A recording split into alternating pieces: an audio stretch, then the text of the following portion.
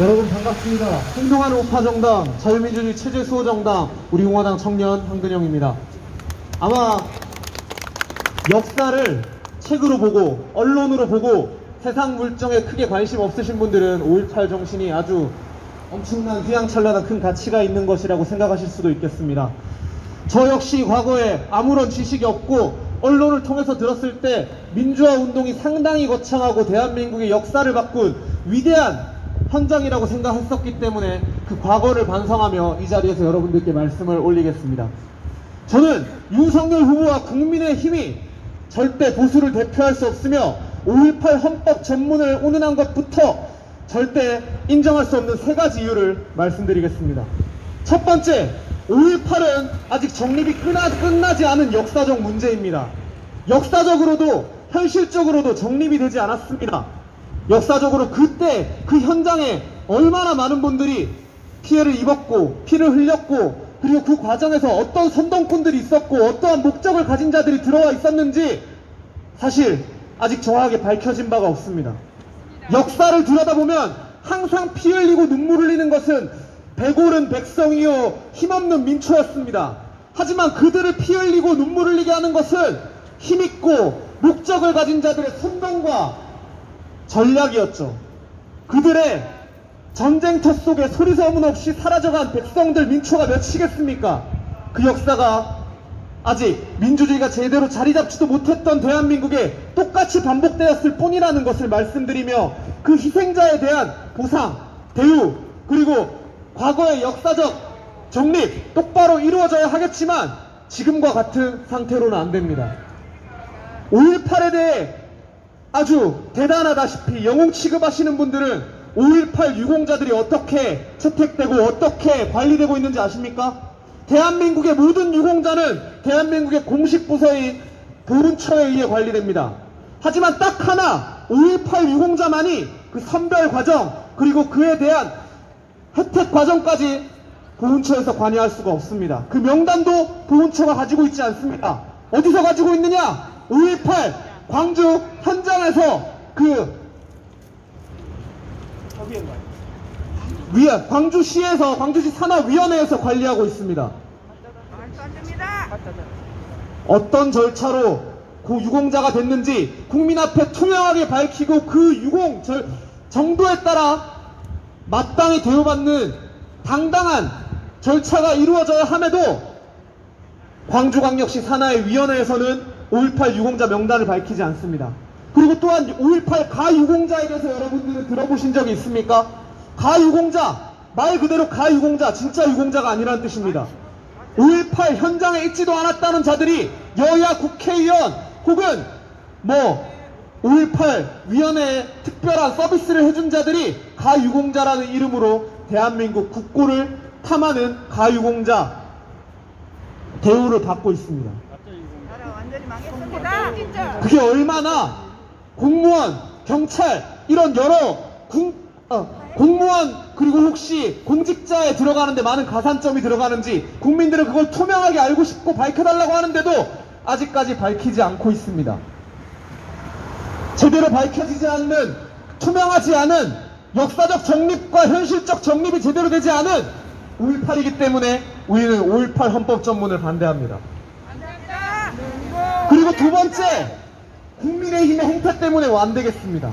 이 작자들은 민주주의에서 국민을 대표하는 정당을 할 자격이 없는 자들입니다. 맞습니다. 민주주의의 주인은 누구입니까? 이 민주주의의 주인은 왕도 아니요, 귀족도 아니요, 국회의원도 아니요, 바로 대한민국의 국민입니다. 맞습니다. 보수우파, 보수 정당에 정치한다는 그 사람들의 정당의 주인은 누구입니까? 바로 보수우파의 주인, 국민인 것입니다. 맞습니다. 그런데 수많은 보수우파 국민들이 5.18은 안 된다, 5.18은 밀려서는 안 된다, 5.18 헌법 정신 절대 안 된다 라고 말을 함에도 윤석열 후보와 국민의힘은 단순한 표계산 혹은 뒤에서 여당과 어떠한 정치 협잡이 있었을지 모르죠. 어떠한 표계산이 있었을지 모르겠지만 국민의 뜻은 무시한 채 이름은 국민의힘이라 걸어놓고 국민을 이용하기 바쁘고 자신들 뜻대로 행하기 바쁩니다. 맞습니다.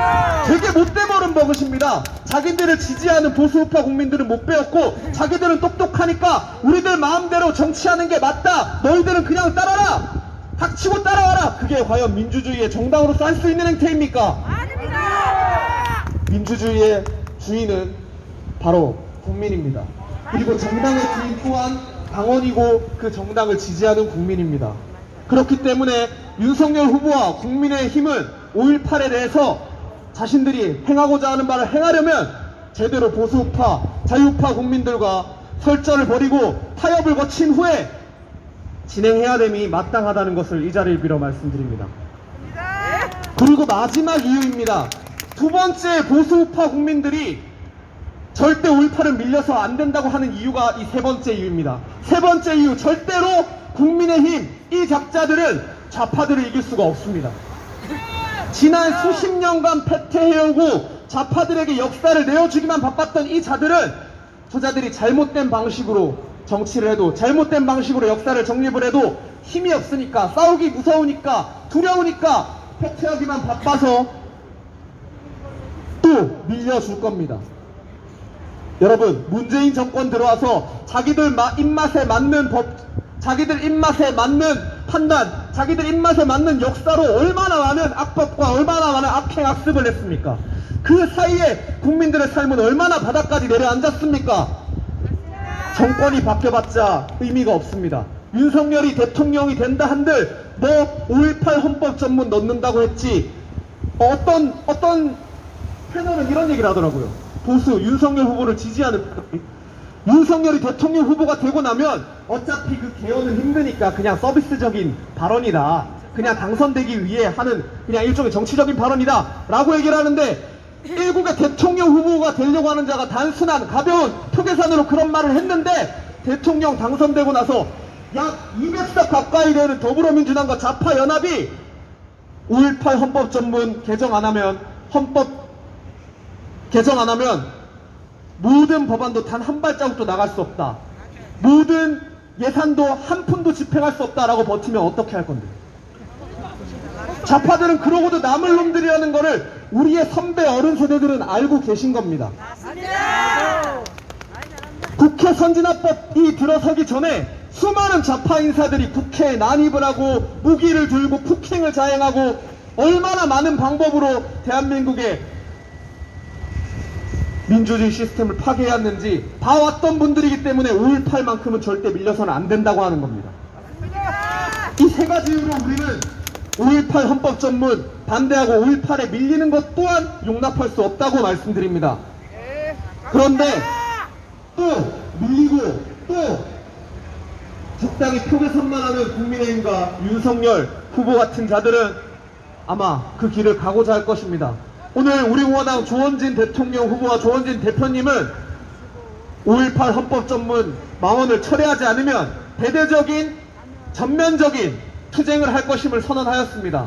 그리고 지금까지 이렇게 간단하게 기자회견 혹은 압박을 한다고 국민의힘이 되게 우리 공화당을, 자유우파 국민을 맛보나 본데, 지금부터 있을 그 전면적인 투쟁이 어느 정도일지 스스로 감내해보시길 바라며, 가능하면 철회할 수 있기를 진심으로 바랍니다. 행동하는 우파정당, 자유민주주의 체제수호정당, 우리 공화당은 오늘 이 자리를 빌어 어제 서거하신 전두환 대통령 각하의